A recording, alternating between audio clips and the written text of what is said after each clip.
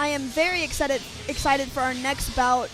The two that we'll have in here next are veterans from Warriors Cup and other striking and combat competitions. They're both very advanced in their strike level and have great cardio and have shown a lot of heart. Yeah, absolutely, LG. These two are no strangers to the New York scene, and they've been circling this 147-pound division, destined to meet up.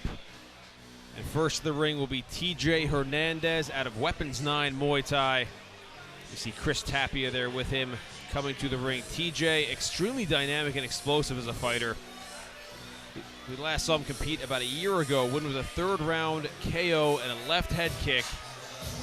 And TJ used to train in Holland 1 to 2 times per year, and he always wanted to give the American crowd that premium Dutch style. We've seen it, use it in the Muay Thai ring. We've seen him at the K1 ring and kickboxing rule set. He has believed in K1 since day one. Very composed, very calm, but very serious. A very experienced fighter, 4-6 in his career, but as you mentioned, calm, ready to go. And I'm excited that we get to see Ethan O'Donoghue in here again out of RGR Muay Thai. Ethan O'Donoghue had thrilling bouts last year at Warriors Cup with Remo Zongo.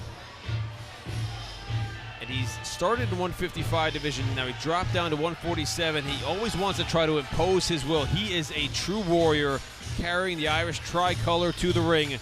He embodies that Irish fighting spirit. Two powerhouse fight camps being represented here.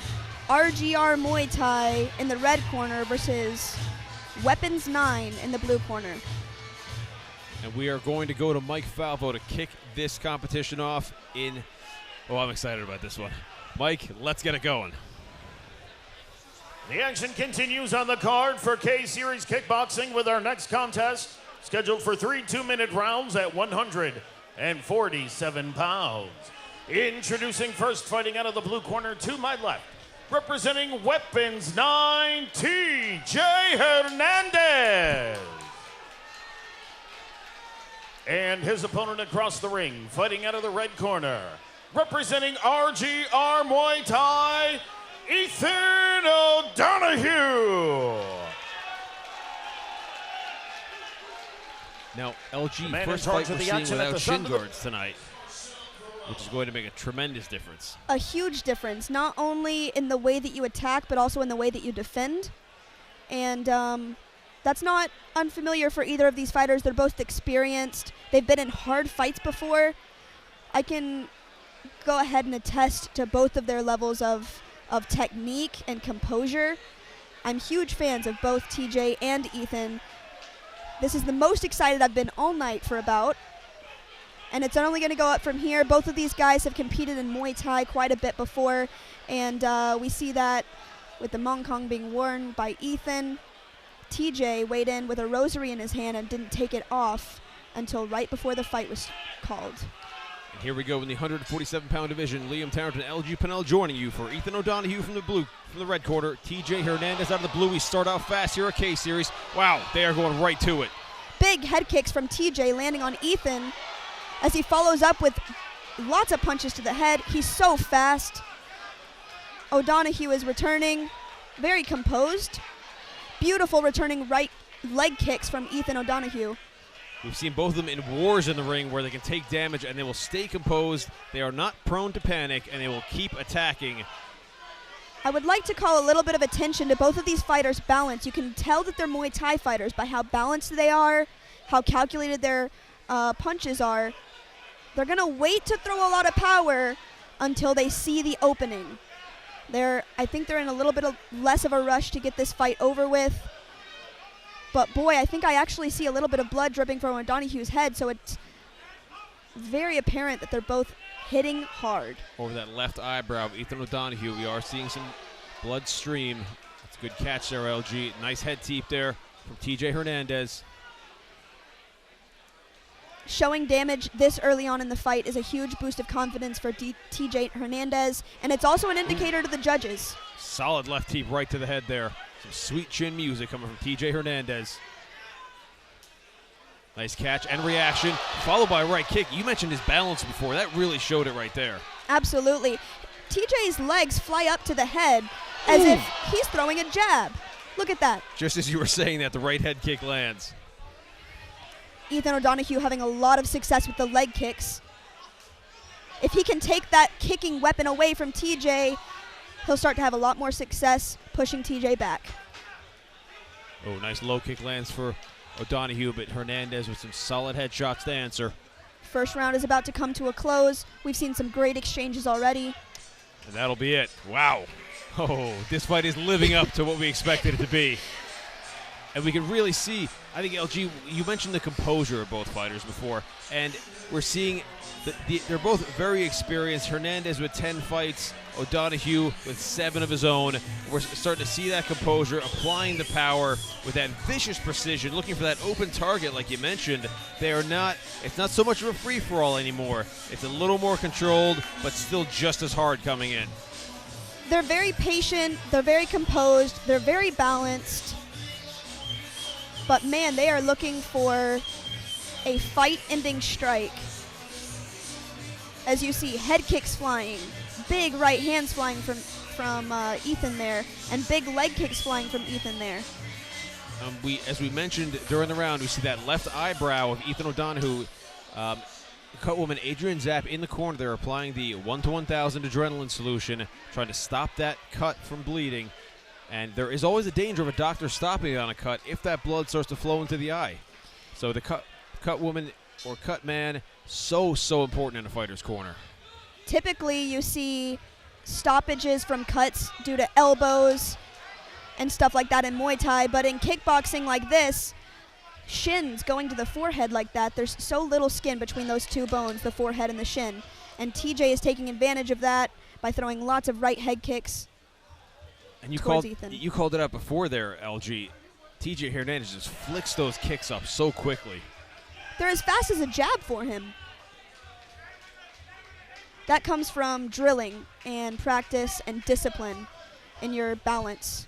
As they say, drillers make for killers.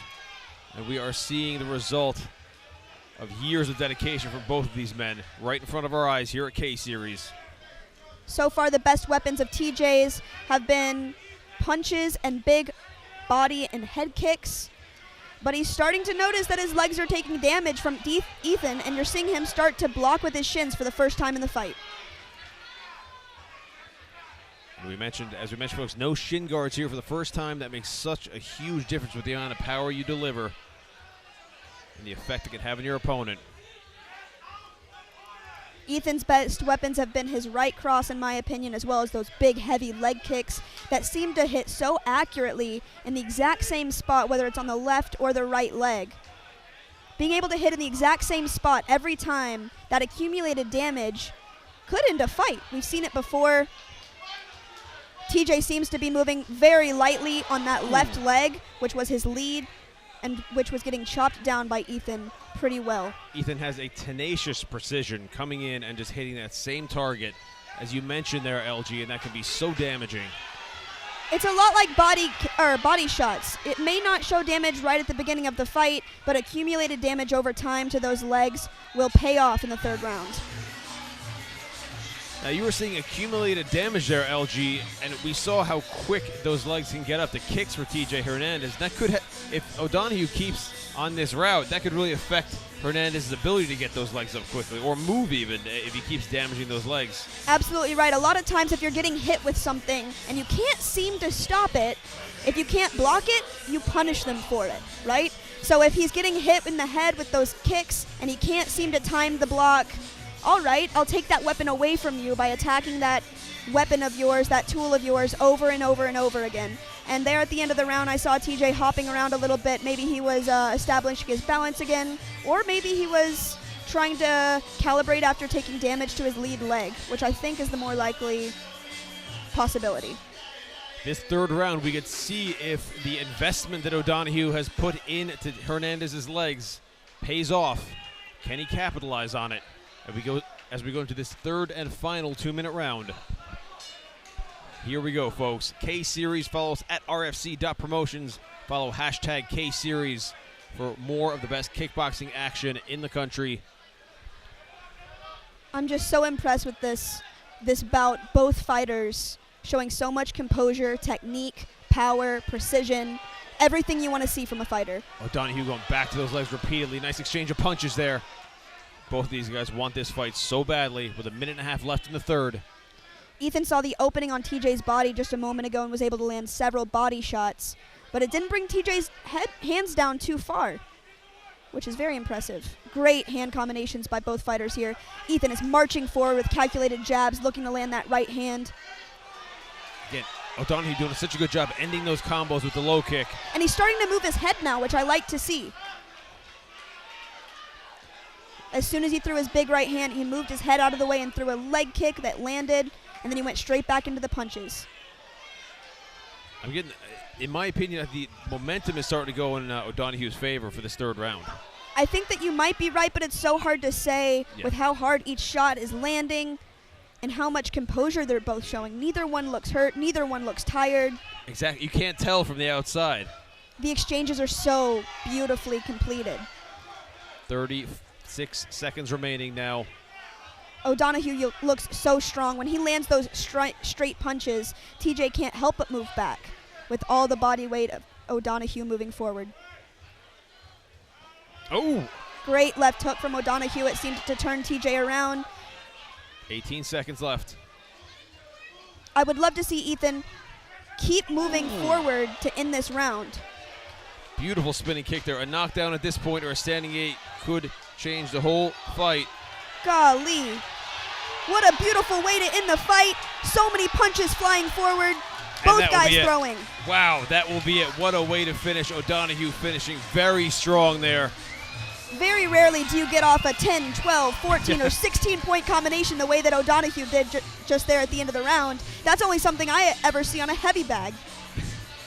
Amazing fight. Very impressive from both guys. Such tenacity, such toughness, and such technique on display. No matter which way this fight goes, O'Donoghue can be confident that he represented Ireland and his team very well. Indeed he did. We will go to the official scorecards. Mike Falvo collects it. I would not want to be a judge right now, I'll tell you that much. That is a tough fight to score, in my opinion. Me neither. I wouldn't want to be a judge, but boy, am I glad that I got to watch with this beautiful angle of being a commentator on the stage. I've never gotten to see the fights from this angle before. Liam, it's amazing. This is the place to see it from, and if you can't get up on the stage, you can at least get here to the Melrose Ballroom. Not a bad seat in the house. We've got balcony seats. We've got 3 bars. We've got a great crowd. Try to make it out here, and you can find out what the next event is by following at rfc.promotions. Follow the hashtag KSeries and join us for our next event to be announced soon. So much respect from each fighter. TJ is now walking around with his rosary in his hands, just as he did at weigh-ins. His faith seems to be very important to him. And we'll go to Mike Falvo for the official decision here at the K-Series. Let's hear it for one hell of a fight, folks.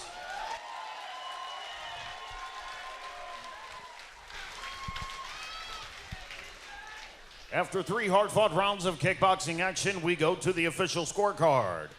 All 3 judges have scored the fight in favor for your winner by way of unanimous decision. Out of the red corner, Ethan O'Donoghue. Ethan O'Donoghue does enough to take that victory. That was, again, a tough fight to score, but Ethan O'Donoghue, I could see why a judge would go for a minute. Again, under kickboxing rule set, Ethan O'Donoghue did throw a ton of volume, came in pressing forward. A great fight for both of these fighters. TJ Hernandez shocked by the decision. I'm shocked that it wasn't a split decision based on the other fights that I've seen tonight. But I think what pushed it in Ethan's favor in the judges' eyes was ending the fight the way that he did, pushing TJ up against the ropes with those long combinations, punches to the head and the body. He really made a emphatic point at ending those rounds that way.